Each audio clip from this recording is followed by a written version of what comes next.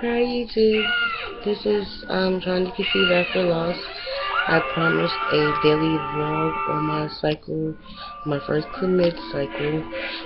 As you know, it is unprescribed. I bought it off the internet, so I wanted to give a rundown on how I'm feeling and how things are going. And so everybody knows that either it's working or it's nothing too bad that I did. So, this is how I'm doing my tracking of this commit cycle. I don't know if you can see it or not, but it's the times taken, which cycle day I'm on, the amount, and everything. So, this is how it's going to end up being.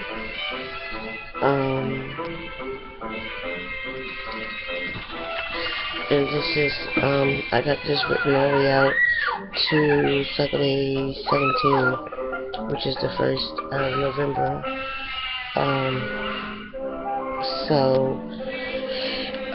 As far as right now, I'm doing my commit at night to help alleviate the symptoms. So I'm doing it at 10 o'clock every night. The first night I was supposed to do it at 8, and I got so far behind because I didn't eat and I didn't want to take it on an empty stomach that I didn't get a chance to take it to 10:02. So every night I take it at 10:02 directly on time. My evening prime rose oil. I take 2,000 milligrams in the early afternoon or early evening because I have 2 different times for that, and that's between 4 and 7. And then I take the other 1,000 milligrams when I take my commit after I eat, which gives me a good hours in between time. As you all know, I am vitamin D deficient. My vitamin D is only 17, and normal vitamin D is 30 to 100. So I have to take 100,000 milligrams of vitamin D a week. And I took that pill today, so I won't going to take it again until... Actually, I took my second pill for this week, so I don't have to take it no more until next week, and then I still have 2 months left of that, and then I don't know how much longer I'm going to be on that because it depends on what my blood work comes back. If the 100,000 milligrams is helping keep my vitamin D up, because vitamin D is a big part of trying to conceive, as well as with pregnancy. It can cause birth defects if your vitamin D is too low because you don't have enough to give to your baby. My baby aspirin is once a day, and baby aspirin is supposed to help with uterus lining because commit does thin it out.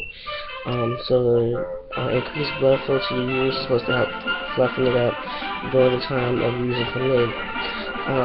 You ladies don't know, but I'm gonna let you know now that this is considered, I'm calling this a mini stim cycle, and I'm calling it a mini stim cycle because I'm going to do 50 milligrams of clomid, cycle days 3 to 7, and 8 and 9, I'm going to do 25 milligrams, and depending on when it gets here, between cycle day 10 and 11, I'm going to do a shot of Brevell, and Brevell is like solid stim. I'm only doing 75 units, on cycle days 10 and 11. That as well, I found that online from it's not a pharmacy, it's from a lady that I know who has leftover fertility meds, and she's going to sell me her Brevell. So I'm taking Brevell as well, and I have a person who is going to let me buy the Overdrill 10,000 unit trigger shot, which I'll be using when I get my positive OPK.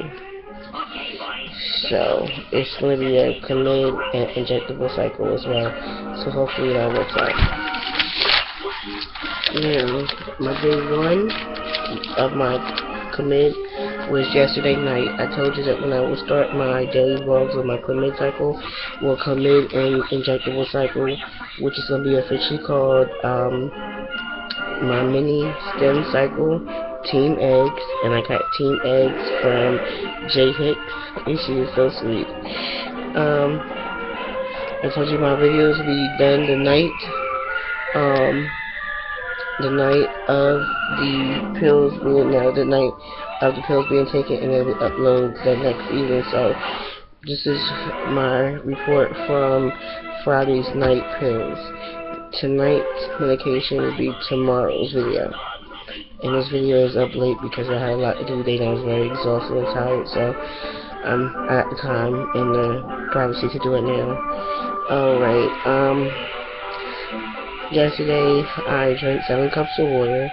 They say increase your water intake with taking evening primrose oil. It helps with your cervical fluid, the cervical mucus.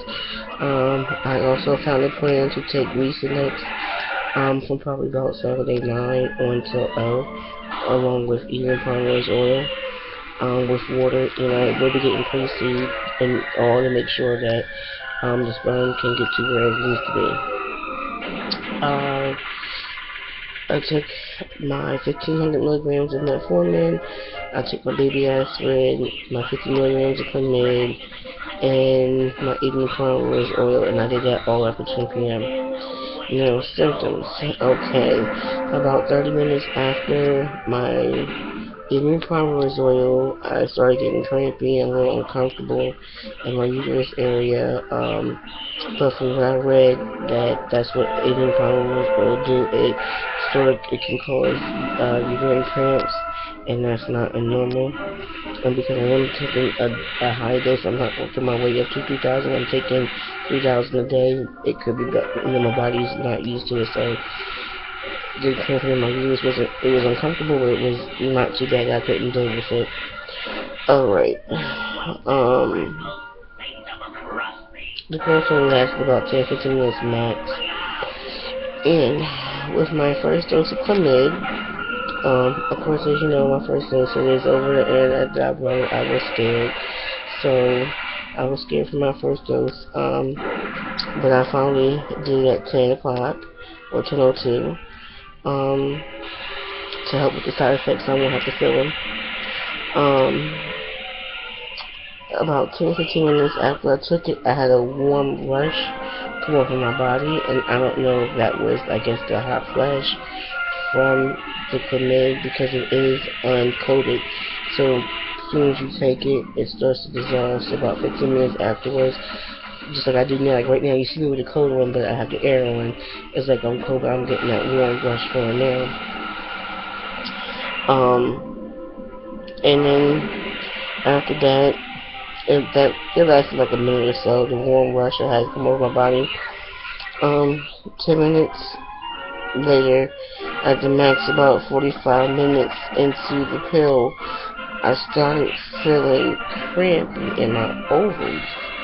And I was like, well, hold on. Could this be legitimately seriously working on my first dose? Can I feel the effects of my follicles being stimulated to grow? I don't know, but I was cramping in my ovaries. No lie. And it lasted for about 45 minutes. Like right now, I took my medicine at 10:02. It's 11:06. I'm cramping in my ovaries right now. So it's about close to that 45-minute mark, but I'm cramping in my ovaries right now. And this is off my second dose on Saturday 4. But on my first dose, I was definitely crampy in my ovaries. And that's about it as far as notes go. Mood swings, I've been pretty good. I've been pretty good with it. I haven't had any. Like I said, it's only my second day in. But this is about my first day, so I'm gonna be honest with you, I just got a good night's sleep. Besides the little cramps in the uterus and over cramping and the warm rush I felt, that was it. Because this is gonna be a part clomid, part injectable cycle, completely on my own. And yes, I do know it's dangerous because of OHSS, which is hyperstimulation, overstimulation of your ovaries. I know the signs, and the one thing I will do is listening to my body and what my body is trying to tell me. My body telling me, hey, look, it's just too much, back off, don't do it. I'm not. But that's the one thing I want to watch out for. And because everything is unmedicated, when I do go see my OBGYN, I will let her know that I have started all this, and this is what type of thing I'm on. Where she, check on me to see what it's looking like or anything. And it's all up to her. Some doctors probably say, I don't want nothing to do with it, this is all on your own. I can't fault her for saying that, but oh, another thing I noticed, I get dry mouth. I get completely dry mouth. I guess that goes with the fact that clomid does dry up your cervical mucus. It dries up all your mucus because my mouth is pretty dry. So, I won't know how many follicles I have. I know that I'm going to be triggering as soon as I get my positive OPK. I got a 10,000 unit trigger, which should release all eggs that's in my ovaries that are mature enough, and just BD, BD, and BD. So I would start OPKs on cycle day 12. If I do the injections in conjunction with the clomid on the same days, then I'll do it on 12.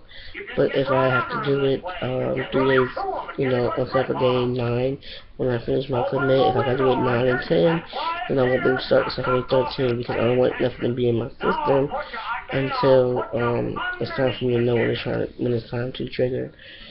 So I know I won't miss my ovulation and I won't have any oversized follicles that would not come out the ovary. And I do know with the clomid and injectables, there's a chance of multiples, and I'm fine with that. And I do know I'm taking a big risk, but I'm fine with that too. I've been trying for 7 years. I've had so many miscarriages, and I'm fed up with not really getting the help that I really deserve, and it's just too costly to do it any other way. It's just too costly, and there's no infertility coverage in the state that I live in, so unfortunately I'm going to have to do it this way. And I do also have somebody who's going to let me buy it, Endo or something. Basically, it's a progesterone suppository. You get a box of 21. I would like to do that when I find out if I did conceive, to give, the baby or babies a good start, and then I'll be able to get a prescription for the suppositories for my regular OB. So, since this video is 12 minutes already, I'm going to let you go. I will be uploading another video tomorrow night about cycle day 4, but this video is about cycle day 3 and the change of plans on my mini stim cycle team eggs. Alright ladies, I will talk to you later. You have a good night, and thank you for all my new subscribers, commenters, thumbs up or thumbs down, and baby dust to those who are still trying, and congratulations to those that conceived.